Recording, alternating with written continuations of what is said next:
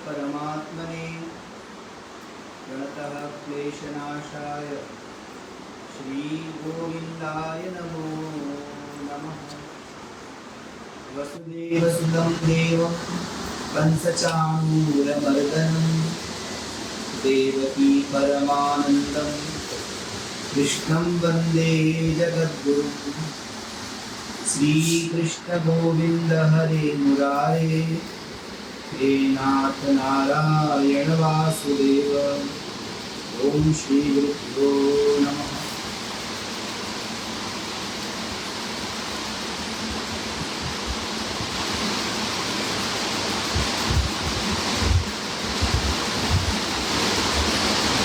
नवयोगीश्वरों ने राजा निमि को कहा, यदि आप मोक्ष की इच्छा रखते हो,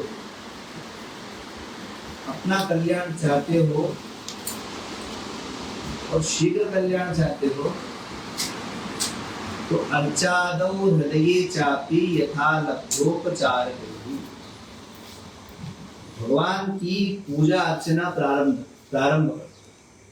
अर्चाद प्रारंभ में, क्योंकि हम संसारी लोग हैं, एकाएक तो हम नाम को वैराग्य होगा ना, ज्ञान के प्रति जिज्ञासा होगी, क्योंकि जन्मांतरी हमारे संस्कार ऐसे हैं जो हमको ना चाहते हुए भी संसार में ले जाते। और जीव जब संसार में रहता है तो कामना युक्त रहता है, और कामनाओं का कोई अंत नहीं होता। कामनाएं जो होती है, किसी भी प्रकार की कामना, उसका कोई अंत नहीं, अभी तो वो बढ़ती ही है।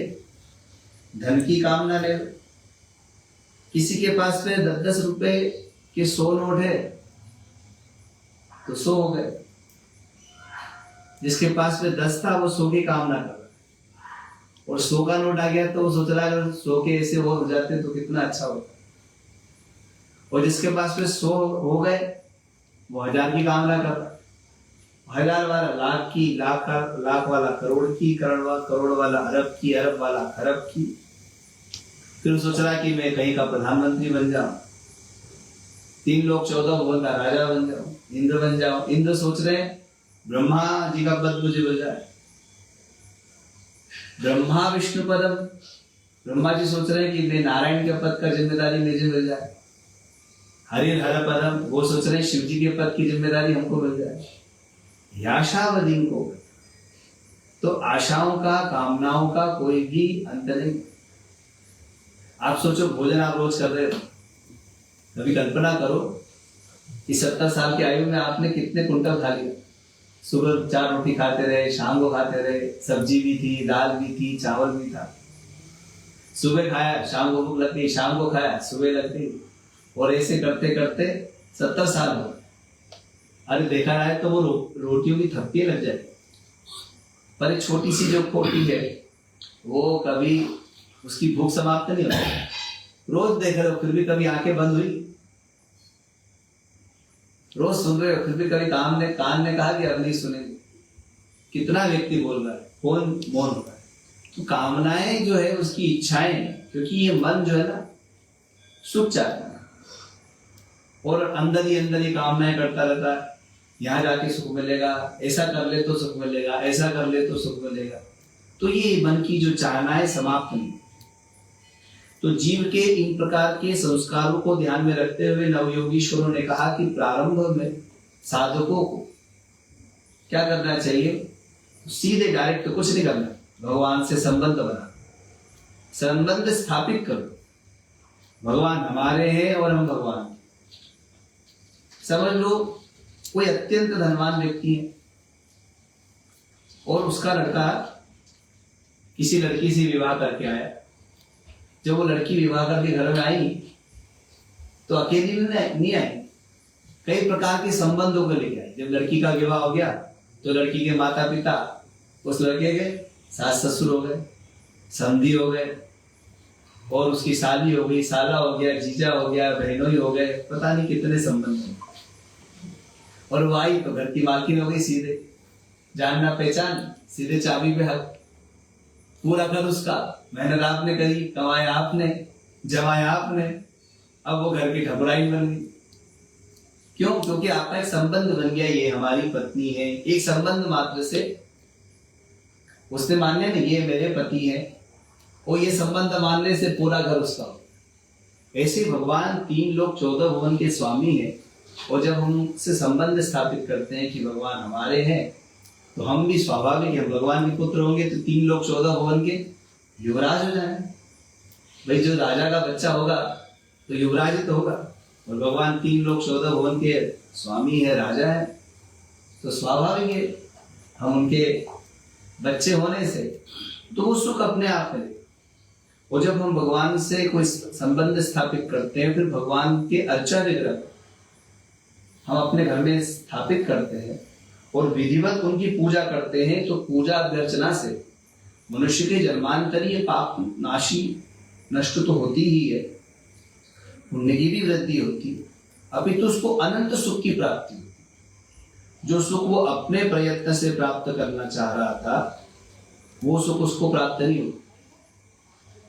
परंतु यदि भगवत कृपा होगी तो उसको जो सुख मिलेगा वो स्थिर होगा और अनंत होगा।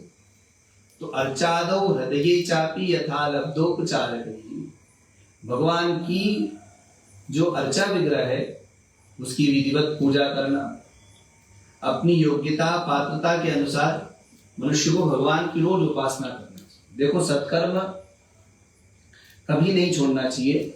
सत्कर्म जिस रूप में भी हो, भाव से हो तब भी, कुभाव से हो तब भी, अच्छे कर्म है, भगवान का नामस्मरण है, रोज भगवान की अर्चना पूजा है, परोपकार के कार्य है, ये जिस रूप में भी हो हमको करना चाहिए।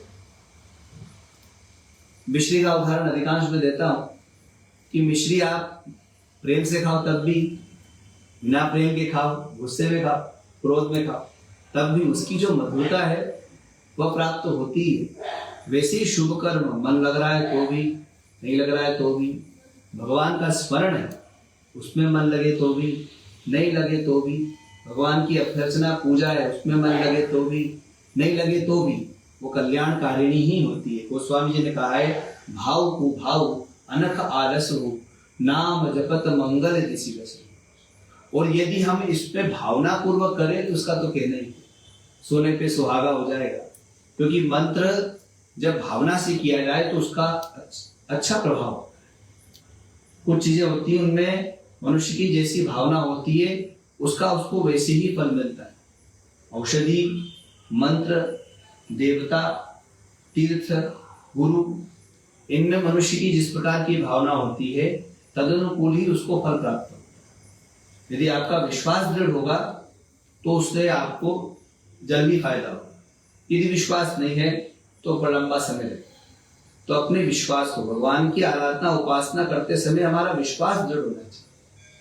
प्रहलाद जी का विश्वास था खंबे में से भगवान निकलेंगे, तो उनके इस विश्वास को सिद्ध करने के लिए भगवान खंबे से प्रकट हो। कोई हिरण्यकश्यप को नहीं रोका था, खंबे से जो निकलेगा वो मारेगा। हो सका तो नहीं मारने के कारण बताए थे, ऐसे ऐसे नहीं मर सकते।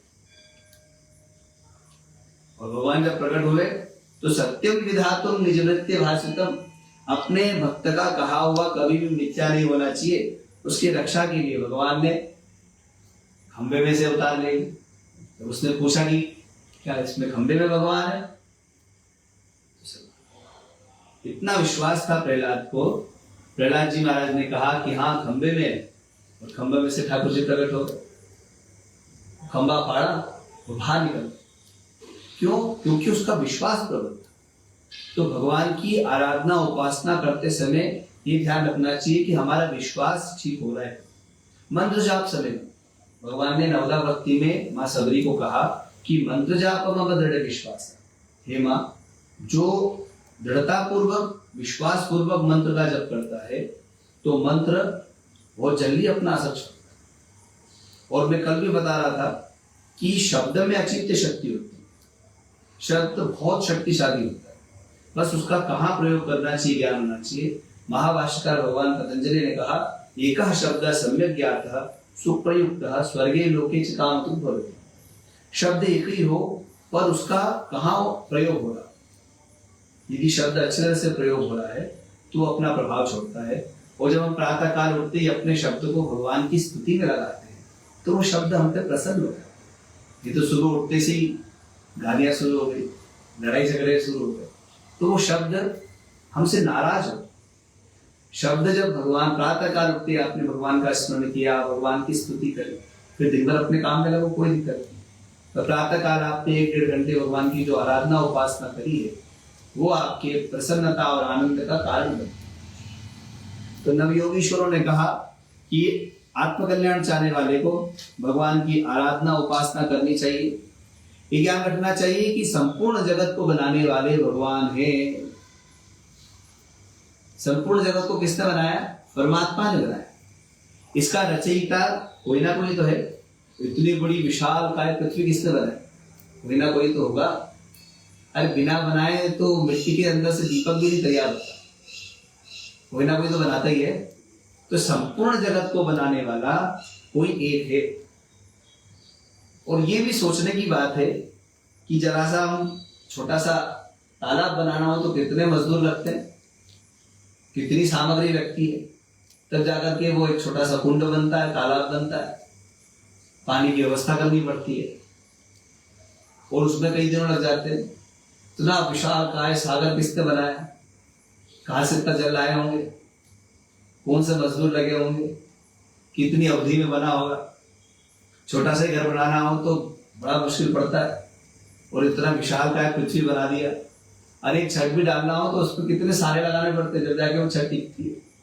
कितने कारीगर लगते हैं, उसका बेस तैयार करना पड़ता है, मजबूती देखना पड़ती है। और भगवान ने आकाश रूपी छत बनाई तो क्या लगाया होगा इस पे? किस पे टिका के बनाया होगा इसको? और कौन कारीगर होंगे? तो कोई नहीं, उनका कोई सहायक नहीं, वो स्वयं ही। एको हम बहुत श्याम प्रजाए, वो एक से ही अनंत हो गए। और ये संपूर्ण जगत को बनाने वाले वही है। भूमि जनयन देव एका, दूसरा नहीं है, अकेले। और वो अकेले ने कैसे बनाया? अपने अंदर से ही निकाला संपूर्ण जगत, और बनाया खुद ने, खुद ही बन गए। और इसमें रहने वाले भी वे खुद ही है, दूसरा नहीं। मकड़ी होती है तो मकड़ी अपने मुंह में से जाला निकालती है, उसका ताना बाना घूमती है और पूरा जाला फैला देती है। और फिर वो मकड़ी की जाले में घूमेगा कौन? मकड़ी खुद घूमेगी, दूसरा कोई नहीं। और जब मकड़ी को लगता है कि जाला पुराना हो गया तो वो मकड़ी अपने जाले को लील देती है। भगवान भी वैसी है। संपूर्ण जगत को बनाने वाले परमात्मा है। उन्होंने अपनी माया शक्ति के द्वारा पूरे जगत को बनाया। पर जब जगत बना तो उसमें रहे कौन?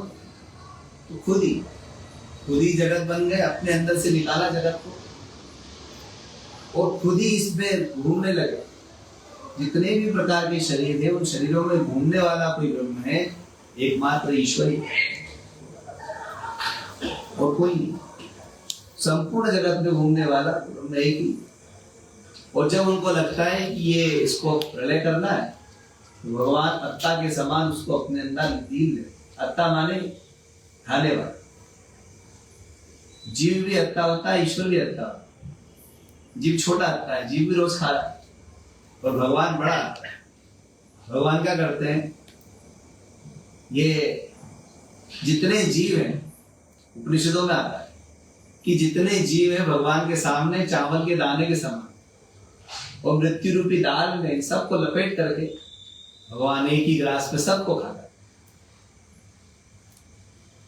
सबको अपने अंदर ग्रहण कर ले। इसलिए संपूर्ण जगत को बनाने वाले परमात्मा। और जब उन्होंने जगत बनाया तो बनाया इतना विलक्षण। बहुत सारे रचनाकार ऐसे होते हैं, ऐसी ऐसी चीज बनाते हैं। अरे आर्ट देखो, कितनी सुंदर सुंदर आर्ट होती है, कितने सुंदर माधुर्य गांधीर्य, कितना सुंदर होता है का लालित्य। तो भगवान ने भी जो जगत बनाया देखने लायक। लोग जाते हैं, कोई स्विट्जरलैंड जा रहा है, कोई लंदन जा रहा है, कहाँ जा रहा है। प्रकृति आज भी जो परमात्मा के भरोसे खड़ी, उसको देखो कितनी सुंदर दिखती है, कितने सुंदर झरो वो भगवान ने झरने बनाए हैं। क्या सुंदर प्रकृति है, एक एक चीज इतनी सुंदर बनी है। और उसको देखने के लिए लोग जा रहे हैं।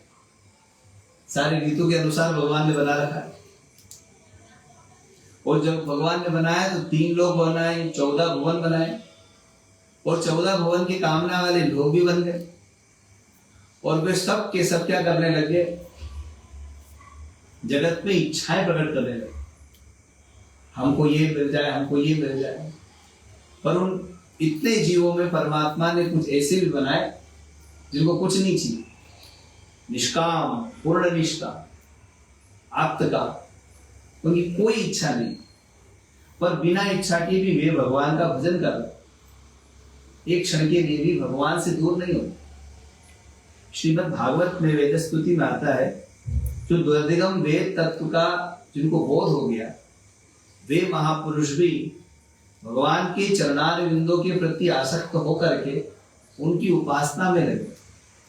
भगवान के चरण ऐसे हैं कि अगर एक बार उसका सुख किसी को मिल गया ना, तो भगवान को छोड़ नहीं सकते। एक बार यदि कोई भगवान का हो गया तो ज्ञानी हो, ध्यानी हो, योगी हो, कर्मी हो, कोई भी हो, वो भगवान को छोड़ नहीं सकते।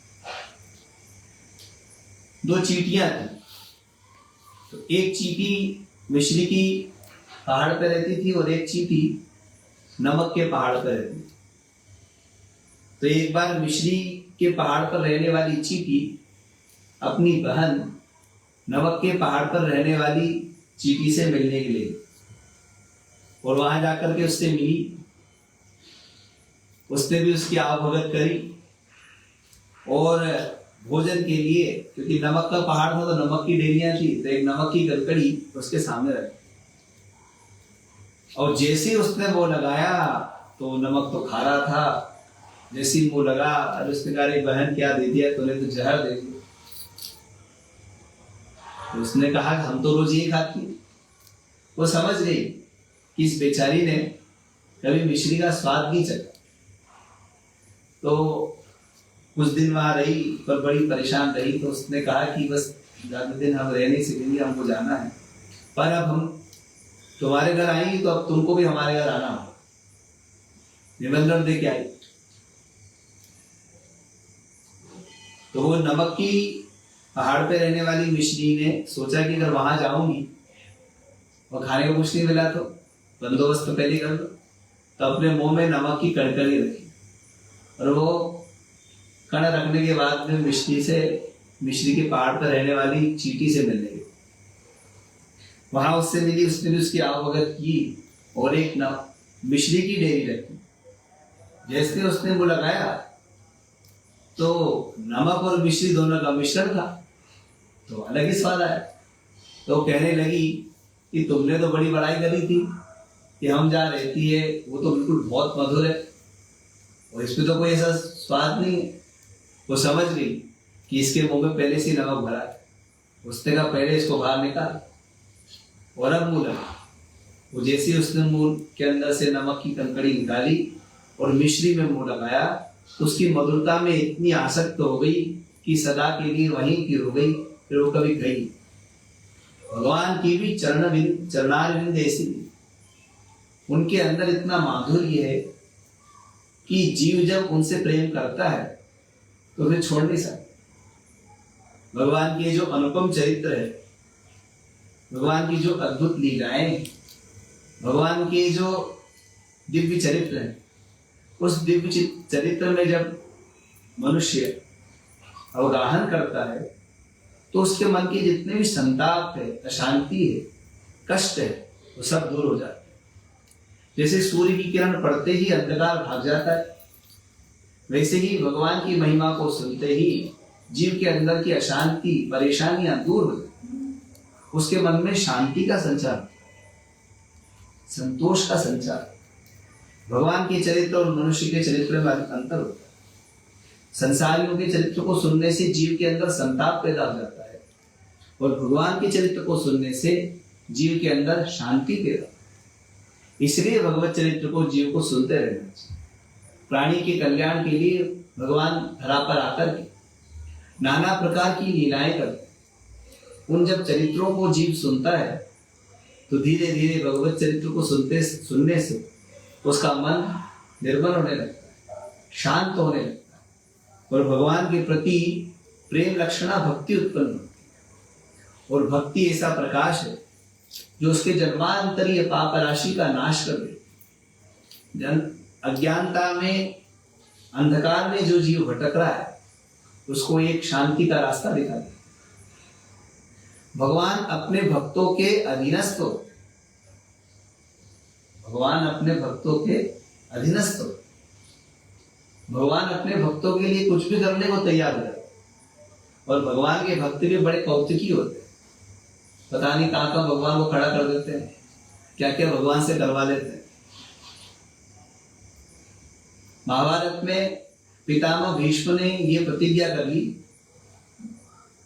कि मैं आज कृष्ण से अस्त्र उठवा लूं। और भगवान की पहले से यह प्रतिज्ञा थी कि मैं पूरे महाभारत युद्ध में अस्त्र नहीं उठाऊंगा। और ये बड़ी विलक्षण बात हो गई, भगवान प्रतिज्ञा कर चुके कि मैं अस्त्र उठाऊंगा नहीं। उधर पितामह भीष्म ने प्रतिज्ञा कर ली कि आज कुछ भी हो जाए, अगर आज मैंने कृष्ण से अस्त्र नहीं उठवाया तो मैं गंगा पुत्र नहीं। और जब युद्ध प्रारंभ हुआ तो इतना भीषण युद्ध हुआ, इतना भीषण युद्ध कि जो सामान्य सैनिक थे उनके ऊपर भी पितामह भीष्म ने दिव्यास्त्र का प्रयोग किया।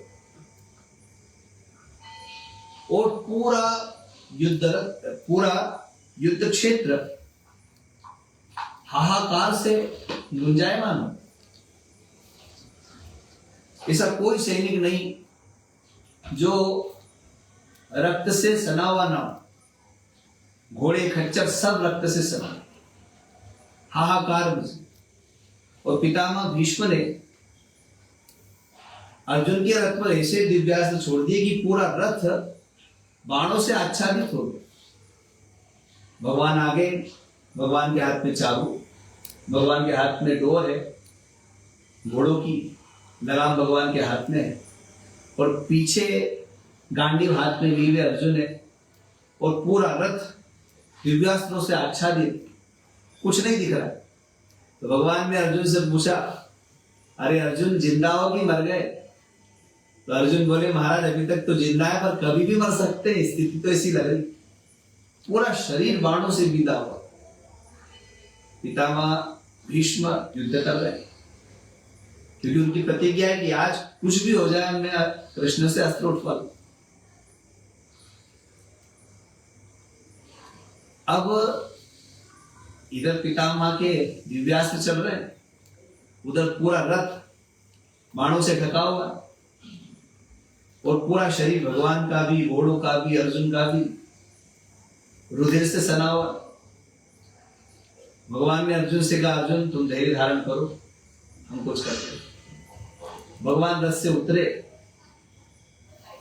और जैसे रथ से उतरे कुछ था ही नहीं पास, तो रथ का पहिया ध्यान में आया, क्योंकि रथ तो टूटने जैसी स्थिति में था। रथ का पहिया निकाला और पितामह भीष्म की ओर दौड़े, तो पृथ्वी कंपायमान हो गई कि भगवान आप अपनी प्रतिज्ञा तोड़ रहे। आपने प्रतिज्ञा ले रखी है कि मैं अस्त्र नहीं उठाऊंगा, और आप ये क्या कर रहे? तो भगवान ने अपना दुपट्टा पृथ्वी के ऊपर डाल दिया कि हे पृथ्वी धैर्य धारण कर, और आगे बढ़े। और जैसे आगे बढ़े पितामह ने फिर बाण छोड़ दिए, और 2 बाण छोड़े, सीधे भगवान के चरणों में लगे, भगवान के चरणों को छू रहे। एक बाण सीधा जोर से मारा, भगवान के मस्तिष्क में ललाट तिलक लगा, बाणों की माला पहना। हमारा तो ऐसी स्वागत हो, वहां का हाथ फूलते। और जैसे ही थोड़ा नजदीक आने लगे, पितामह ने शंख बजा, और शंख बजते ही आज युद्ध हम जीत गए। तो अपने भक्ति के कारण उन्होंने अपनी प्रतिज्ञा छोड़ी। ऐसे दयामय, करुणामय ग्वालों के साथ पे बैठ रहे हैं, मंदिर में विधिवत पूजाएं हो रही। और जब ग्वालों के साथ पे बैठ रहे हैं तो कोई अपने मुंह से निकाल करके निवाला उनको खिला रहा है, कोई उनके मुंह का निवाला दूसरे को खिला रहा है। तो वो लीलाएं कर रहे हैं, अद्भुत अद्भुत लीलाएं।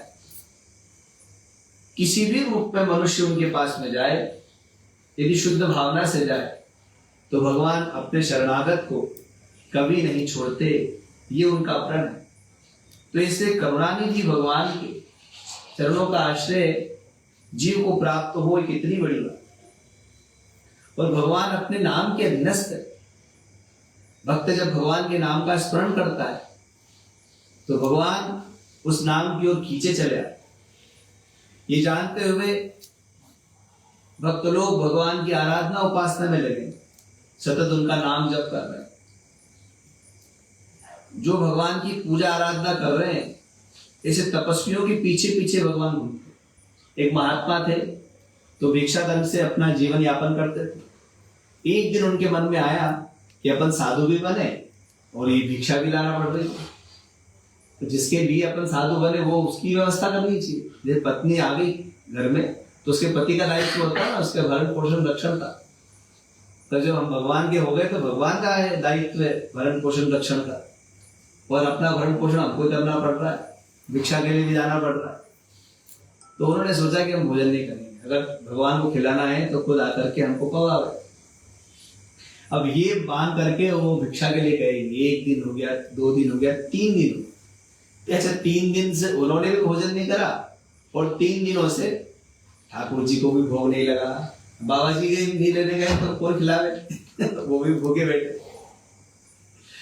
तो भगवान ने लीला की, वो जंगल में बैठे हुए थे, कुछ ग्वालों के साथ में भगवान पहुंचे और एक सोने का थाल, कई प्रकार के व्यंजन, और भगवान ने कहा स्वामी जी महाराज आप ठाकुर जी को भोग लगाओ और आप खाओ। हमारा नियम है कि संतों को प्रसाद पवाने के बाद ही हम लोग पाते हैं, तो संयोग से आप मिल गए तो आप प्रसाद पाइए।